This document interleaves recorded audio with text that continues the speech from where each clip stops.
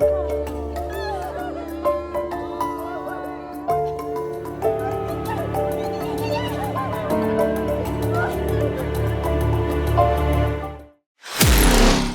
आप देख रहे हैं पांचजन्य का डिजिटल प्लेटफॉर्म। जून का महीना आज भी भारतीय इतिहास के सबसे काले दिनों की याद दिलाता है, जब तत्कालीन प्रधानमंत्री इंदिरा गांधी ने देश में आपातकाल की घोषणा करके लोकतंत्र की निर्मम हत्या कर दी थी। उस दौरान सरकार के खिलाफ उठाई गई हर आवाज को दबाने की कोशिश की गई।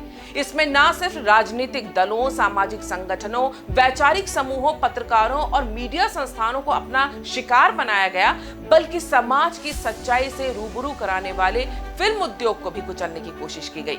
उस दौर में बॉलीवुड को सबसे बुरे दिन देखने पड़े थे। कई एक्टर्स और फिल्मों को भी सरकार के कोप का शिकार होना पड़ा था। आइए इस वीडियो में हम आपको बताते हैं कि 1975 के आपातकाल के दौरान कैसी थी फिल्म इंडस्ट्री की हालत।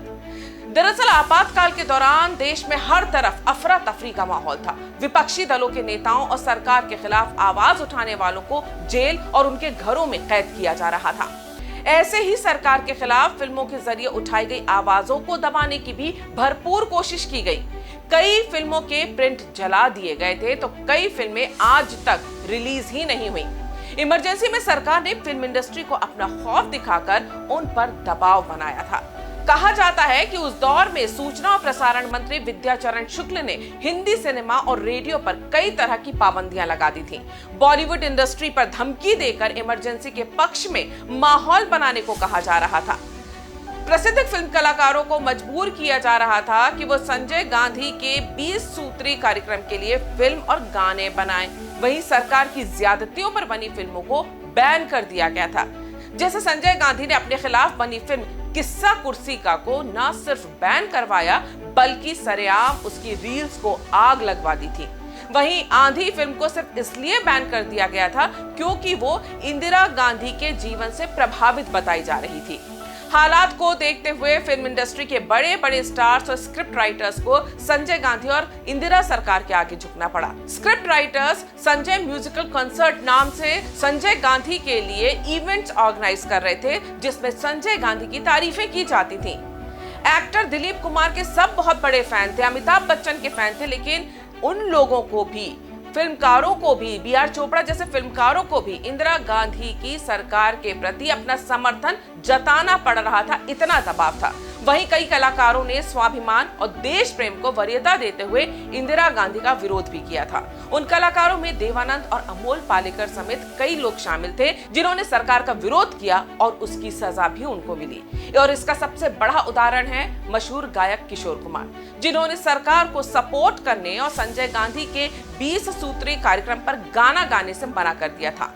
इस वजह से उन्हें लंबे समय तक ऑल इंडिया रेडियो में बैन और दूरदर्शन पर उनकी फिल्मों पर रोक लगा दी गई थी। ऐसे ही एक्टर मनोज कुमार को सत्ता के समर्थन में डॉक्यूमेंट्री बनाने के लिए कहा गया, लेकिन उन्होंने मना कर दिया। इस पर उनकी फिल्म शोर के रिलीज होने से 2 हफ्ते पहले ही उसका प्रसारण दूरदर्शन पर कर दिया गया, जिससे वो फिल्म घर घर तक पहले ही पहुंच गई और बुरी तरह पिट गई और मनोज कुमार को काफी नुकसान उठाना पड़ा। ऐसे ही विजय आनंद, फिरोज खान, अमोल पालेकर और अभिनेता आत्मा राम को भी इंदिरा गांधी की तानाशाही का शिकार होना पड़ा था। आज 10 साल हो चुके हैं मोदी सरकार को आए हुए, लेकिन यही फिल्म इंडस्ट्री बार बार मोदी सरकार के खिलाफ कई बार आगे बढ़ती हुई दिखाई देती है, प्रोपेगेंडा भी चलाती है। वही लोग हैं, लेकिन ये लोग भूल गए कि इनकी पिछली पीढ़ी के साथ कांग्रेस की तानाशाही सरकार ने क्या किया था, किस तरह से इंदिरा गांधी और संजय गांधी ने इसी फिल्म इंडस्ट्री के लोगों को खून के आंसू रुला दिए थे, आर्थिक नुकसान पहुंचाया था, उनका करियर तबाह करने की कोशिश की थी। लेकिन आज जब ये अभिव्यक्ति की आजादी के नाम पर सरकार की बुराई भी करते हैं, सरकार के खिलाफ भी लिखते हैं, बोलते भी हैं, लेकिन कोई इनका कुछ भी नहीं बिगाड़ता, उसके बाद भी ये कहते हैं कि ये तानाशाही है। तो इन्हें याद रखना चाहिए 1975 का वो दौर जब असली तानाशाही इस फिल्म इंडस्ट्री ने देखी थी और उसके अंजाम भी भुगते थे। आपको हमारे वीडियो कैसा लगा, आप कमेंट करके बताइएगा और हमारे इस चैनल को सब्सक्राइब जरूर करिएगा।